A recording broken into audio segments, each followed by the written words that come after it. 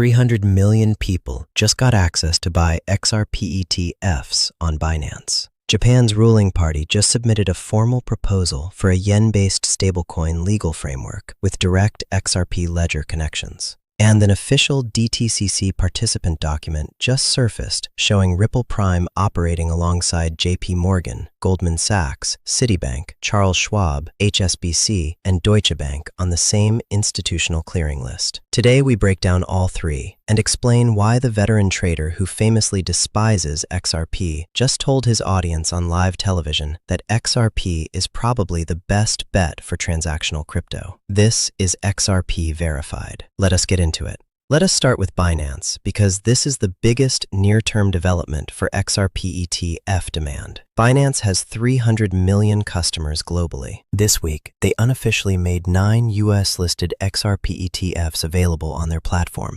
including products from Canary Capital, Volatility Shares, ProShares, Rex Osprey, Amplify, Tucrium, and 21 Shares. 300 million existing crypto users now have direct access to regulated XRP ETF products without leaving the platform they already use.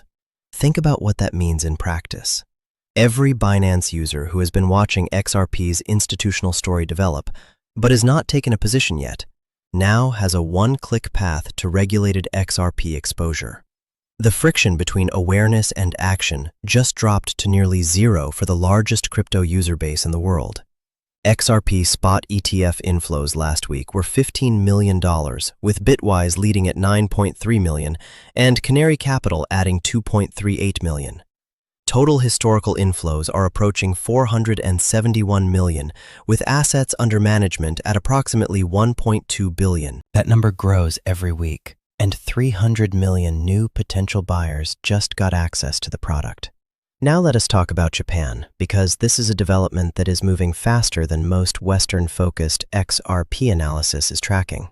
Japan's Liberal Democratic Party, the ruling party, just submitted a formal proposal to the financial minister calling for a legal framework for crypto ETF trading and explicitly promoting yen-based stablecoins as part of a new AI plus on-chain finance roadmap. The proposal covers cross-border payments and use cases across Asia.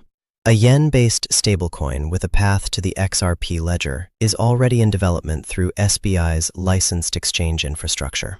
SBI is deeply integrated with Ripple through SBI Ripple Asia and their Japanese XRP product suite. Ripple's RLUSD deployment in Japan through SBI's infrastructure was expected in Q2, and Q2 is coming to a close.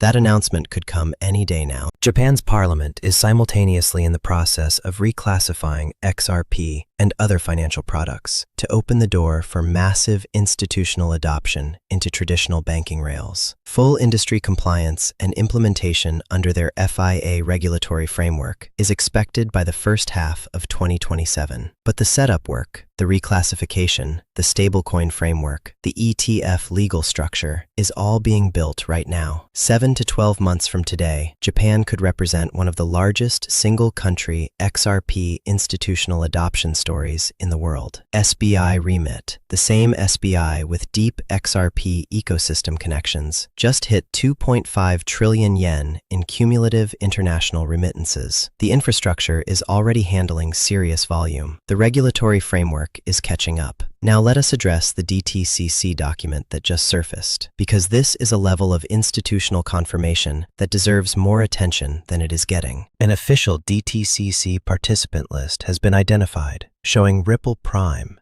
operating as Hidden Road, listed alongside JP Morgan, Goldman Sachs, Citibank, ING, HSBC, Deutsche Bank, Charles Schwab, Cantor Fitzgerald, Freddie Mac, and Fannie Mae.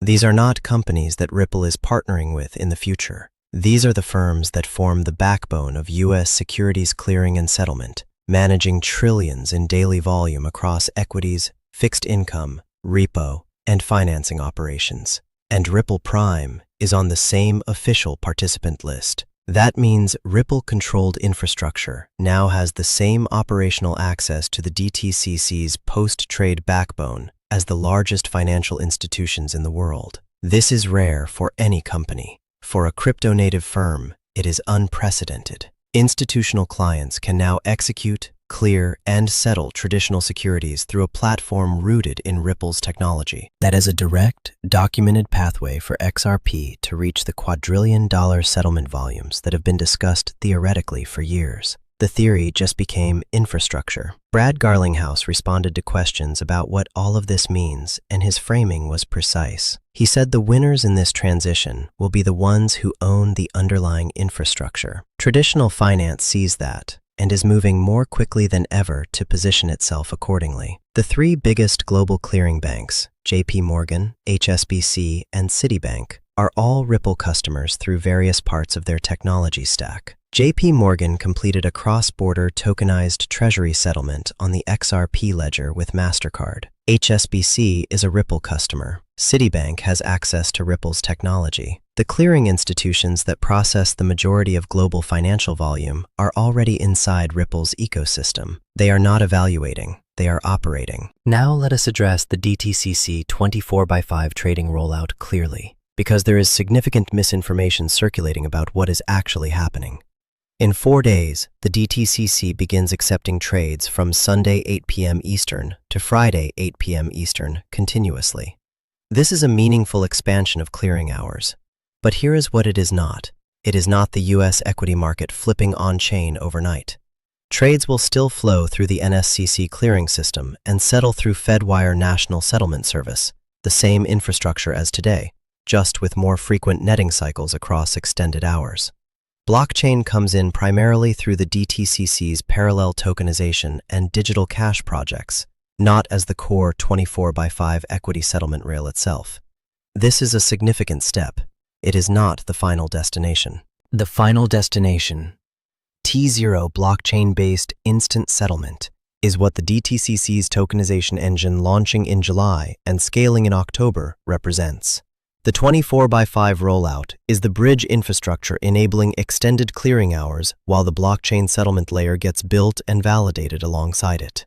Citibank just projected the tokenized securities market grows from 17 billion today to 5.5 trillion by 2030. The baby steps and the destination are both real. Understanding the difference between them matters. Now let me share something that has not gotten nearly enough attention this week. Crypto Banter, a platform whose host has consistently been dismissive or negative about XRP, invited veteran trader and FX futures specialist Peter Brandt onto a live stream. The host asked Brandt what he liked in the crypto space right now. Brandt's answer was immediate. If you had to bet on a horse to become truly transactional, XRP is probably the best. Solana and Ethereum follow, but XRP first. The host tried to move on. Brandt held his position. When a veteran trader with decades of FX and futures experience, someone with no emotional attachment to any crypto project, looks across the entire market and independently identifies XRP as the most likely asset to achieve real transactional utility, that is a signal worth noting. Not because one trader's opinion changes the fundamentals, but because it shows that the fundamental case for XRP is now visible to serious financial professionals who approach it with zero confirmation bias. Let me bring all of this together. 300 million Binance users now have direct access to regulated XRP ETF products. Japan's ruling party is building the yen stablecoin and crypto ETF legal framework with XRP ledger connections. An official DTCC document shows Ripple Prime on the same participant list as JP Morgan, Goldman Sachs, Citibank, and every major Wall Street clearing institution. JP Morgan, HSBC, and Citibank are all confirmed Ripple customers. XRP ETF inflows continue building, with 15 million added last week. And a veteran FX trader with no XRP bias just told a skeptical audience that XRP is probably the best bet for transactional crypto. The institutional infrastructure is confirmed. The regulatory frameworks are building. The global adoption footprint is expanding.